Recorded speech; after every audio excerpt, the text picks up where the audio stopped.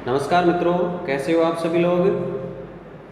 देखिए, अपन यहाँ बात कर रहे थे ब्रिटिश संविधान के बारे में। जो राजस्थान विश्वविद्यालय का BA द्वितीय वर्ष का पाठ्यक्रम आपका, उसमें जो प्रथम पेपर है BA द्वितीय वर्ष का राजनीति विज्ञान का, उसमें आपके सिलेबस में जो ब्रिटेन का जो संविधान दिया है उसके बारे में अपन यहाँ अध्ययन कर रहे हैं। तो आज वाला टॉपिक अपना विधि का शासन, यानी कि कानून का शासन। यहाँ मैंने लिखा है विधि का शासन।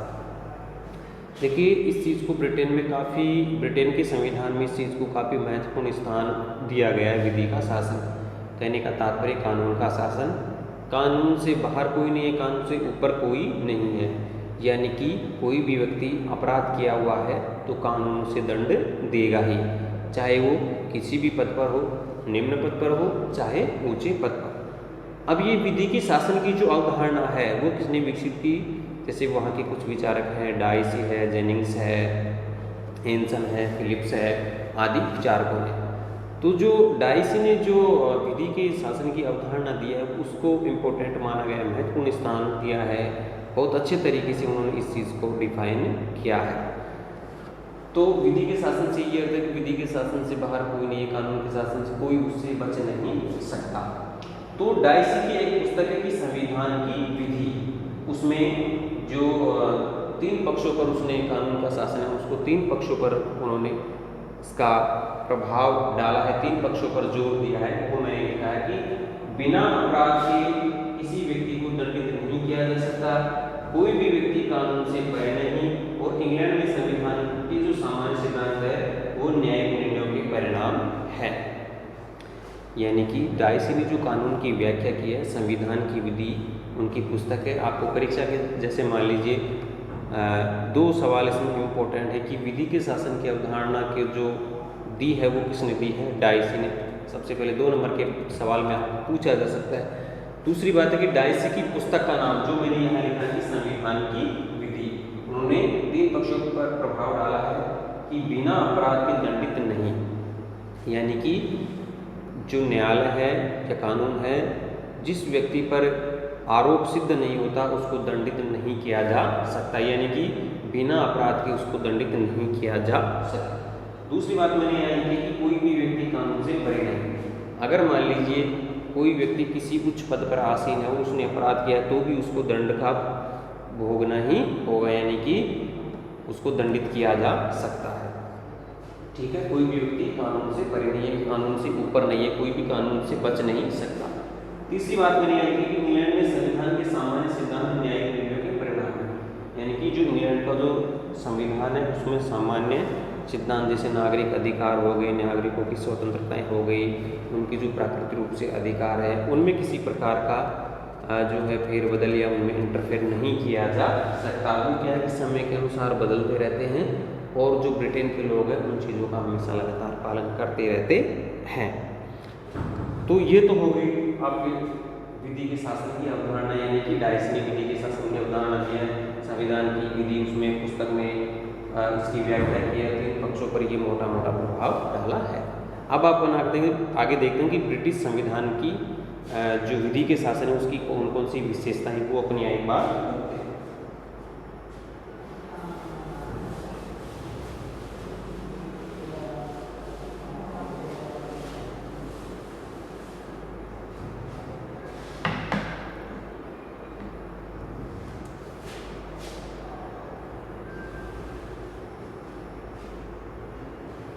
यह है ब्रिटिश न्याय व्यवस्था।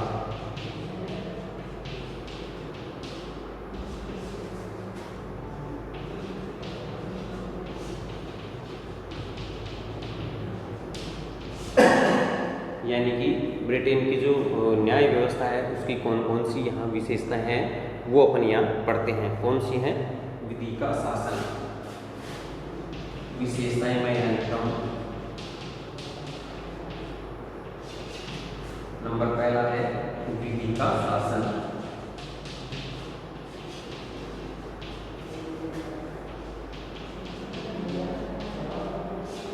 ब्रिटेन की न्याय व्यवस्था की जो विशेषताएं आपको 5 नंबर के सवाल में परीक्षा में पूछा जा सकता है, तो मैंने यहाँ लिखी है कि विधि का शासन, जो अभी अपन चर्चा कर रहे थे कि ब्रिटेन में सभी कानून के अंतर्गत हैं, कानून से ऊपर कोई नहीं है, कानून का शासन है, चाहे व्यक्ति किसी पे पद पर आसीन हो, अगर उसने अपराध किया है तो उसको दंड भोगना ही पड़ेगा।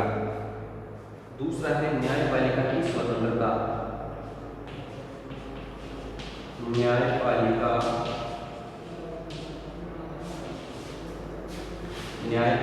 की स्वतंत्रता।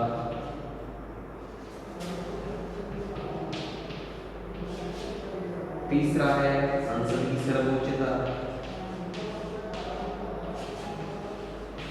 संसद की सर्वोच्चता यानी कि पहली विशेषता मैंने लिखी विधि का शासन, दूसरी है न्यायपालिका की स्वतंत्रता। यानी कि ब्रिटेन के संविधान में जो न्यायपालिका है उसको कार्यपालिका से और व्यवस्थापिका से बिल्कुल स्वतंत्र रखा गया है। सम्राट जो है वो न्यायाधीशों की जो नियुक्ति करता है वो अपने विवेक से करता है। एक न्यायिक नियुक्ति आयोग वहाँ गठित किया गया है, तो उनके परामर्श से, और जो सर्वोच्च न्यायालय है उसके परामर्श से अन्य न्यायाधीशों की वो नियुक्ति करता है। तो न्यायपालिका को है वो कार्यपालिका के और व्यवस्थापिका के दबाव से मुक्त रखा गया है। तीसरी विशेषता मैंने लिखी संसद की सर्वोच्चता। ब्रिटेन में संसद सर्वोच्च है। संसद जो कानून पारित करते हैं उनको निरस्त नहीं किया जा सकता, यानी कि जो ब्रिटिश संविधान है उसमें न्यायिक पुनर्विलोकन की व्यवस्था नहीं है, यानी कि कानूनों को अवैध या रद्द घोषित नहीं किया जा सकता। अगली विशेषता है असंहिताबद्ध कानून।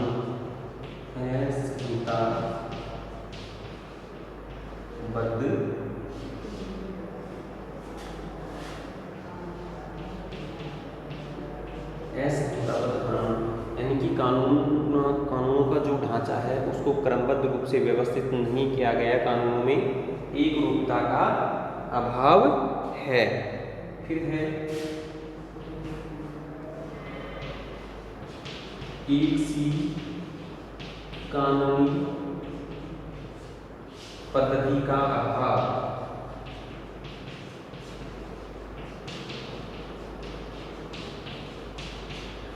यानी कि ब्रिटेन के संविधान में अलग अलग जगह अलग अलग कानूनों को अपनाया गया है। जैसे वेल्स है, स्कॉटलैंड है, तो वहाँ अलग थोड़ी न्यायिक प्रक्रिया वहाँ की अलग है, ब्रिटेन में अलग है। तो एक सी जो कानूनी पद्धति है उसका वहाँ अभाव पाया है।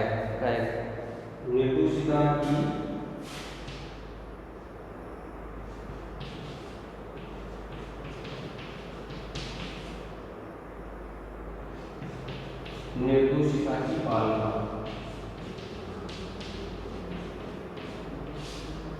यानी कि कोई व्यक्ति निर्दोष है तो उसको दंडित नहीं किया जा सकता। अगर उस पर आरोप सिद्ध नहीं होते हैं तो उसको दंडित नहीं किया जा सकता।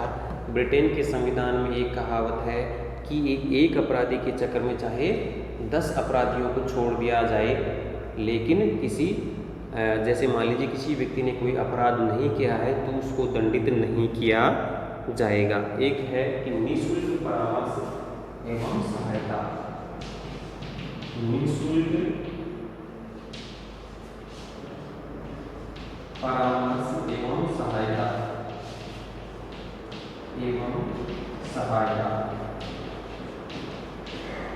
ब्रिटेन के संविधान में ये भी एक विशेषता है न्याय की कि कोई व्यक्ति जैसे मान लीजिए गरीब है तो वो निःशुल्क न्यायालय में अपना परामर्श मांग सकता है, उसको निःशुल्क कानूनी रूप से उसको सहायता की जाएगी। तो जो ब्रिटेन की जो न्याय व्यवस्था है उसकी विशेषताएं हैं कि विधि के शासन को अपनाया गया है, न्यायपालिका की स्वतंत्रता बरकरार रखी गई है, संसद की सर्वोच्चता बनी है, असंहिताबद्ध कानून है, एक सी कानूनी पद्धति का अभाव है, निर्दोषिता की पालना और निःशुल्क परामर्श एवं सहायता। ये बात आपको 5 नंबर के सवाल में पूछी जा सकती है कि ब्रिटिश न्याय व्यवस्था की कौन कौन सी विशेषताएं हैं। ठीक है, ये ब्रिटिश न्याय व्यवस्था किस प्रकार की है, तो ये बिंदु आपको उसमें लिखने पड़ेंगे, तब जाके आपका 5 नंबर का जो सवाल है वो कंप्लीट होगा। अब अपन बात करते हैं कि जो ब्रिटेन का जो सर्वोच्च न्यायालय है वहाँ की जो न्यायपालिका है वो किस प्रकार की है, वो यहाँ लिखता है।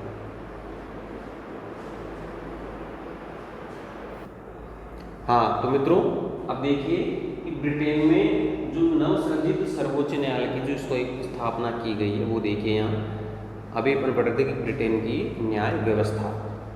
तो समय के साथ ब्रिटेन के कानूनों में बदलाव हुआ है। पहले अपन ने पढ़ा कि जो ब्रिटेन का जो संविधान था वो अलिखित था, यानी कि कानूनों को अलिखित रूप में ही वहाँ की जो जनता है वो समझती थी। लेकिन समय के अनुसार इन चीज़ों में परिवर्तन हुआ है और अब ब्रिटेन में सर्वोच्च न्यायालय की स्थापना वहाँ की गई है। तो यहाँ देखिए कि 2005 में एक संवैधानिक सुधार की एक रूपरेखा वहाँ रखी गई और जो ब्रिटेन के सम्राट हैं उन्होंने इस चीज़ को देखा और 1 अक्टूबर 2009 से वहाँ सर्वोच्च न्यायालय की स्थापना की गई है, जिसमें एक मुख्य न्यायाधीश सहित 12 न्यायाधीश उसमें होंगे। तो जो सर्वोच्च न्यायालय ने जो हाउस ऑफ लॉर्ड्स जो पहले सर्वोच्च न्यायालय के रूप में काम करती थी, तो हाउस ऑफ लॉर्ड्स के कार्यों को वहाँ सर्वोच्च न्यायालय ने 1 अक्टूबर 2009 से उसके कार्यभार को ग्रहण कर लिया। अब देखिए सर्वोच्च न्यायालय का गठन, यानी कि ब्रिटेन में सर्वोच्च न्यायालय का गठन अब हो चुका है। यूनाइटेड किंगडम के लिए एक सर्वोच्च न्यायालय होगा जिसमें अध्यक्ष सहित 12 न्यायाधीश होंगे। यह आपको परीक्षा में पूछा जा सकता है कि ब्रिटेन के जो सर्वोच्च न्यायालय उसमें न्यायाधीशों की संख्या, तो आपको 2 नंबर के सवाल में ये बात पूछी जा सकती है।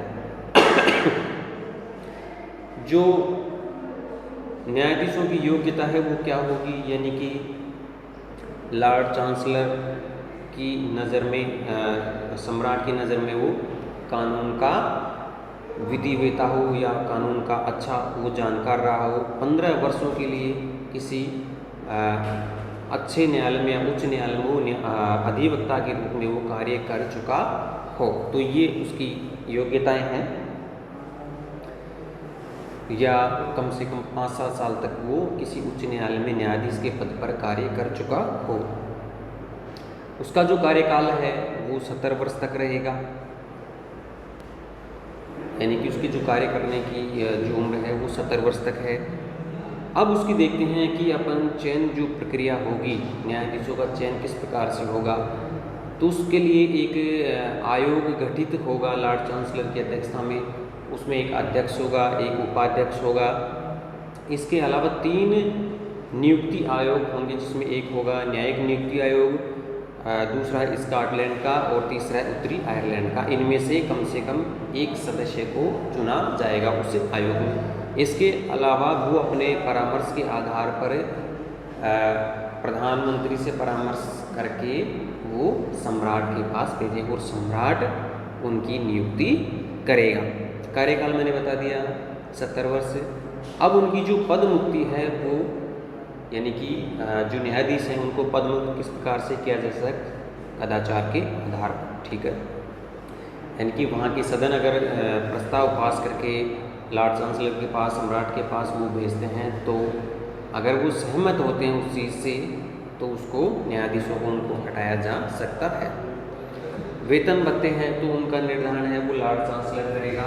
यहाँ मैंने लिखा है 2,14,165, यानी कि वार्षिक पौंड है ये, और 20,657 अन्य न्यायाधीशों को ये जो वेतन है वो मिलता है। इसके अलावा उन्हें सरकारी आवास हैं, सुविधाएं हैं, वो सारी उनको मिलती हैं। तो जो ब्रिटेन की जो न्याय व्यवस्था है उसके मैंने यहाँ मुख्य आपको बिंदु बताए हैं कि न्यायाधीशों का जो चयन प्रक्रिया है, कार्यकाल है, पदोन्नति है, निर्धारण है। ये आपसे 2 नंबर में पूछा जा सकता है कि अभी मैंने आपको बताया कि 12 न्यायाधीश वहाँ होते हैं अध्यक्ष सहित, और ये बात भी ब्रिटेन में जो नवसर्जित सर्वोच्च न्यायालय की स्थापना 1 अक्टूबर 2009 से की गई है, यानी कि हाउस ऑफ लॉर्ड्स जो पहले न्यायालय के रूप में काम करता था, उसके अध्यक्ष लॉर्ड चांसलर करता था, तो उसका स्थान अब वहाँ के सर्वोच्च न्यायालय ने 1 अक्टूबर 2009 से ले लिया है। क्या मैंने उनका वेतन लिखा है और उनकी जो पदमुक्ति की है, उनकी उम्र जो है वो 70 वर्ष यहाँ रखी गई है। तो ये जो बात है वो आपको परीक्षा में छोटी छोटी तौर पर पूछी जा सकती हैं। इससे पहले अपन जो चर्चा करी विधि का शासन है, जो न्याय व्यवस्था है उसकी जो विशेषताएं, तो इसका एक आपको बड़े रूप में निबंधात्मक सवाल भी पूछा जा सकता है।